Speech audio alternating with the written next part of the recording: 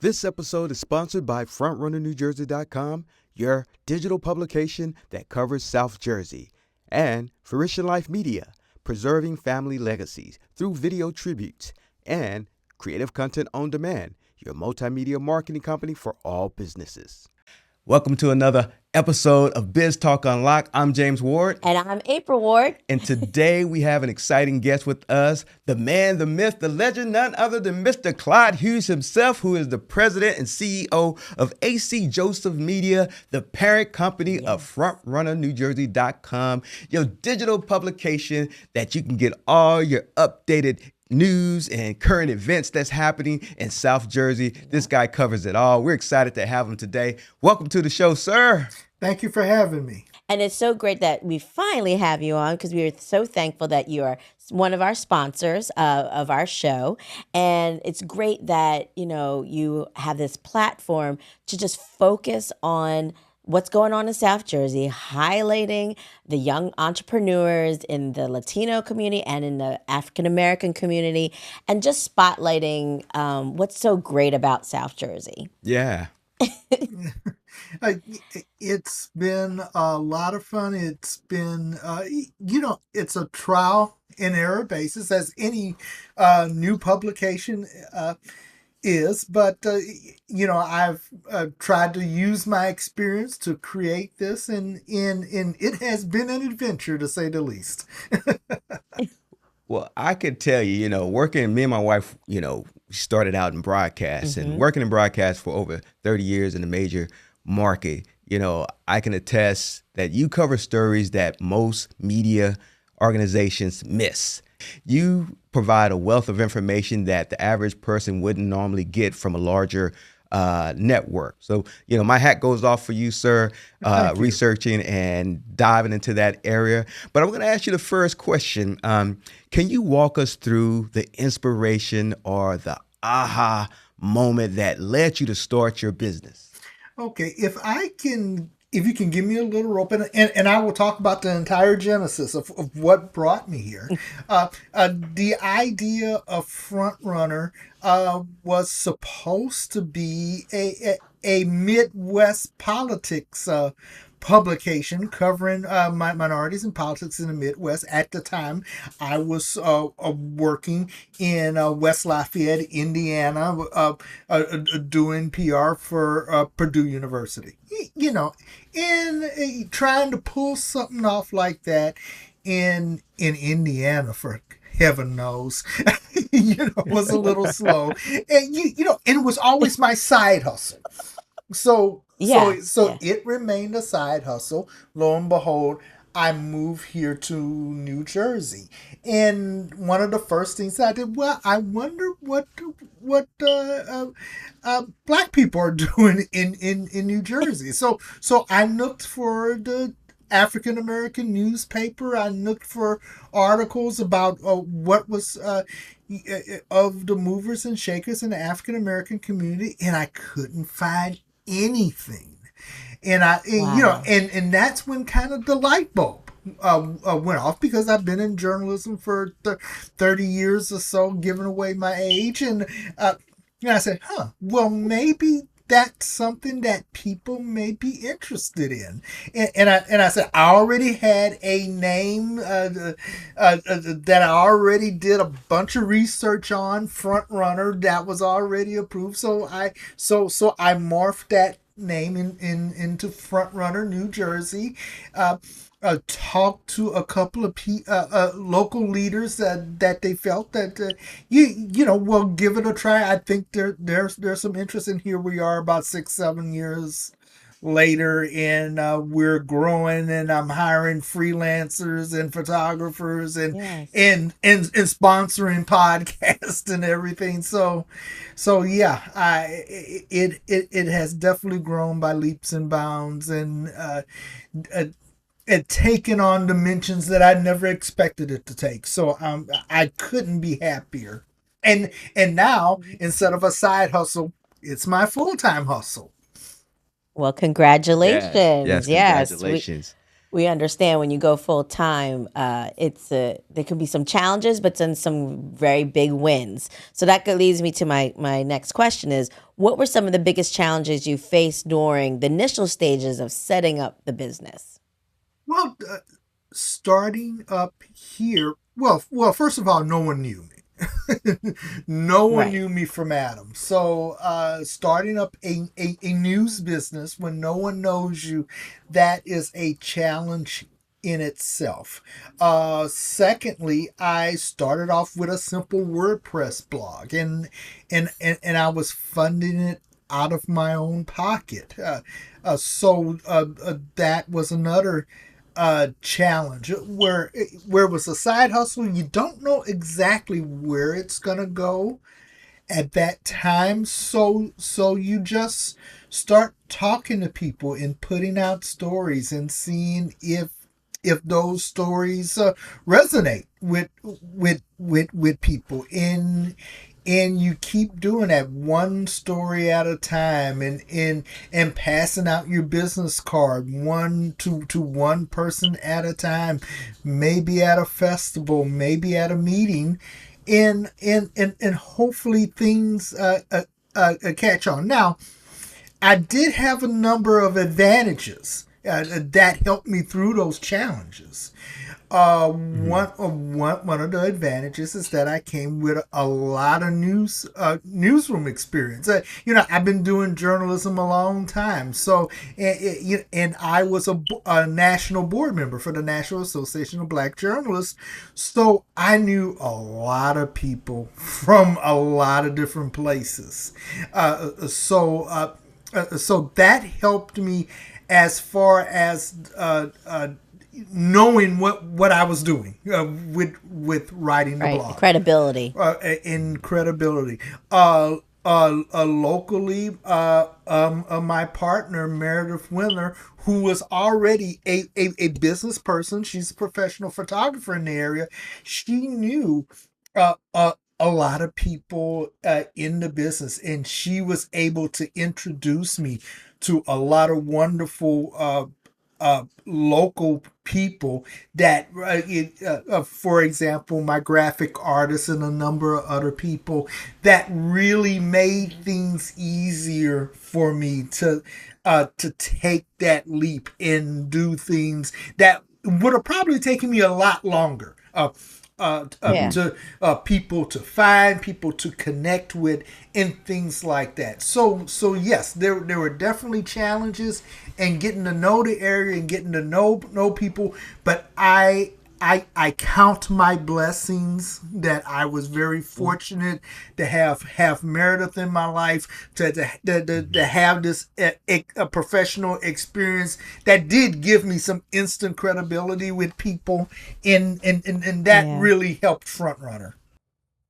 Yeah. And Yeah. I want to point one thing out. Remember those who are out there who Yeah. are entrepreneuring, make sure you find people who are like-minded that are looking to, grow that particular business ideal that you have. But my next question I have too, because this probably relates with what you talked about earlier and also with the help of Meredith. How did you decide your target market or customer base, and what steps did you take to reach them? Okay. In my target audience kind of grew out of my years in journalism. And I'm gonna try to say this to not and try to take the cynicism out of my voice as much as possible. In the publications that I worked with, I when it came to Black History Month, I became the Black History Month reporter, and I covered these stories during Black History Month, and they were great stories. And I believe you could have published and did these stories any other time during the other 11 months of the year.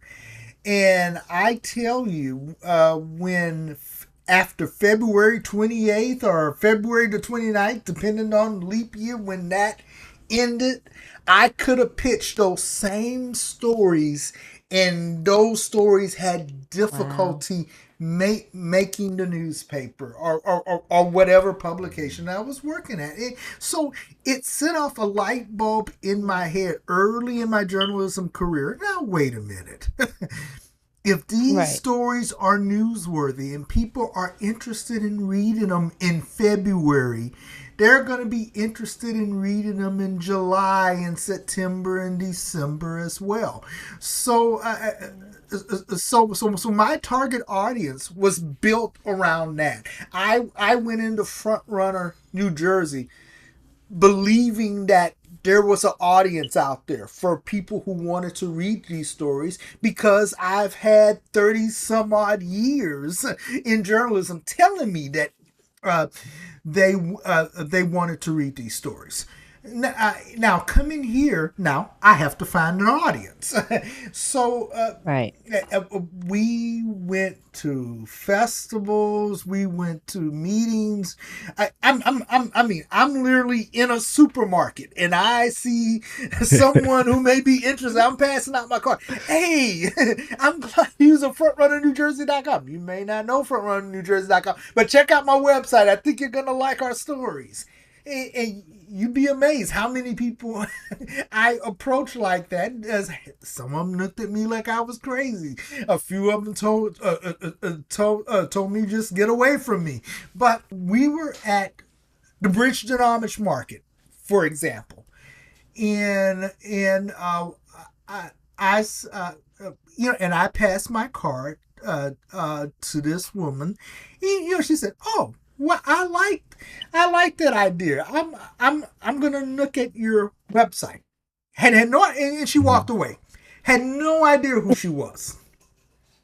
Yeah. So about 6 months later, I get this phone call from Frank Miner, who is the mayor of Logan Township in Gloucester County. He said, "I heard about your website. I've been looking at it. It's great. Donna Pearson, the director of the Cumberland County commissioner, said you stopped her at the Bridgeton Wow. Amish market and gave her your card, and she's been spreading the word about your website." Oh, Wow. and word of mouth. And Yep. it's incredible word of mouth. Which goes to my saying that you never know where that moment is going to come from. You just take that chance, and lo and behold, you plant those seeds, and eventually that fruit will start to grow. But that's how we That's started good. off, That's just great. purely word of mouth. Yeah. Well, And that's an organic way of definitely capturing a target audience is mhm. going out there where the people are at. So that's great. And where the people are at, and then you just got to speak up. So for all those entrepreneurs, just make sure you are in the right rooms or at the right areas, and just passing your information out, talking to people, because as Clyde said, just never know who's gonna bite. So Clyde, I want to just jump in. What was there a defining moment when you knew your business was going to succeed, or was it more of a gradual realization? It was more of a gradual realization, but there are two pivotal moments for FrontrunnerNewJersey.com in reaching to our point, to where we are now. When I first started, I thought we needed another voice, because people will get tired of listening to me tell stories. And online, I ran into a person named Rand Miller, and he was writing different columns for different publications. And I said, you know what? I like the way this brother thinks. Right. I'm just going to email him to see if he would do a couple of just sporadic columns, just whenever he gets something that he thinks Front Runner would be interested in. And he was really enthusiastic about it, and I've always appreciated him. But a couple of months after that meeting, he told me, "You know what, Clyde? If you want to really monetize this or take this to the next step, you need to meet these people at the Center for Cooperative Media, Stephanie Murray and Joe Armidas. Matter of fact, I will give them a call right now and tell them that you're going to call them, and and you should talk to them about what you're doing. So I said, okay. Never heard of the Center for Cooperative Media until Rand Miller told me. So I go and I talk to Stephanie and Joe, and they seem to be more excited about Frontrunner than I was. but more importantly, they were saying, "Well, we got grant money here," and so and if you apply for this and that, and that was the first time I was able to get sizable money to Forefront Runner New Jersey, where I was able to actually hire people on a freelance basis. So from that story, that was the first stepping stone. The second big turning event, Stephanie Murray introduced me to the New Jersey Civic Information Consortium. And that was an organization that started to give larger grants to upstart community in ethnic publications. And for the past 3 years, they have made grants to Frontrunner New Jersey, where now we're able to not only hire freelancers, now we're able to do marketing. Now we're able to do advertising and tell more people about what we're doing. And that was another big step for Frontrunner. And I mentioned this in another podcast that I recently did a week or so ago. For the news industry, the model for advertising to fund your whole operation is broken. And it's been broken for a long time because of the internet. So you have to be creative to do multiple streams of income. And this is for any business. The more streams of income you have, the more secure you have. So if one of those streams flat lines, you're not out in the dark. To make sure, even if you think you don't need it at the time, trust me, you're down the road. You're going to be happy that you had it. So you're always looking for those different streams of income, multiple streams of income. Some that may be unconventional, but it provides security for your business down the road and long term. Thank you so much for sharing that. You gave us a great idea about what it took for funding your business and how it made it more reasonable for you to say, hey, I can do this full time now. So that was great. The next question I want to ask you, you kind of touched up on it, but what role did networking and mentorship play in your business early development? Did you have any key mentors or role models? Like I mentioned before, it was important to get out there and just meet people and meet like-minded people. That really, really helps, especially when you're doing news. and because these days people have their own opinion about what is news and everything.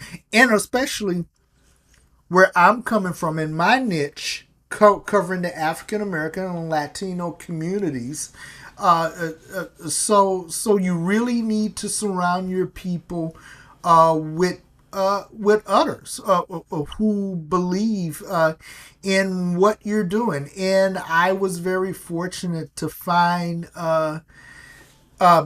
people who were, and I call them the front runner true believers. I have a small group of front runner true believers. So those mentors and those guys they're all very, very important, because you hope that there are an extension of your business as far as talking about the positive aspects Right. of what you're doing. And I've had been very fortunate to have a number of mentors and front runner true believers who have been saying good things about front runner, and I'm very positive, very fortunate for that. Yeah. Yeah. Awesome. Thank you for sharing that. And so we're going to dive into the growth. So since launching Front Runner New Jersey, how has your business evolved in terms of products or services or like your target audience? Oh, and it's fun. Like I said, I started off with a $35 a year WordPress blog. I start ground floor. You can't get any more ground floor than that. And and now because we have slowly evolved, probably one of our more exciting columns that we have created is the dine-in column, which is a restaurant review section in frontrunnerNewJersey.com. I never thought about a restaurant reviews section before, but it has been successful in several ways.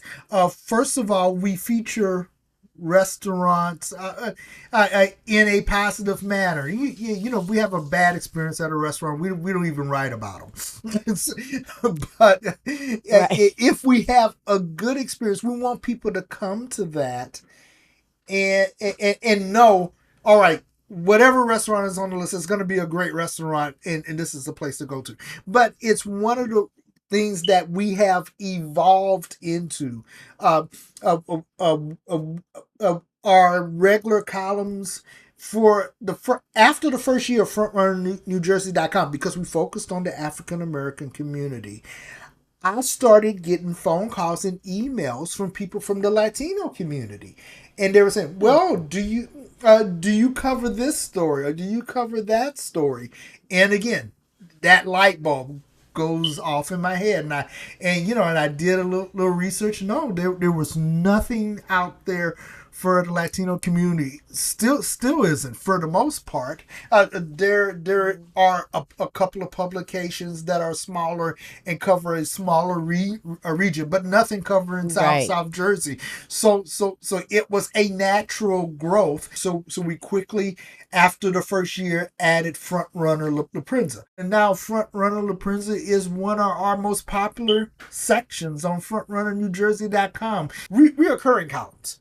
Yeah. For example, Juneteenth. We started covering Juneteenth in 2020, before the state and even the country decided they were going to make a national state holiday.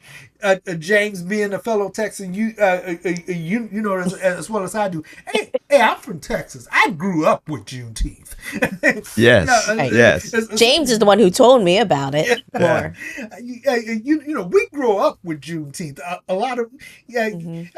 a lot of people in New Jersey are scratching their heads. Like So what's Juneteenth? yeah. What the heck is Juneteenth?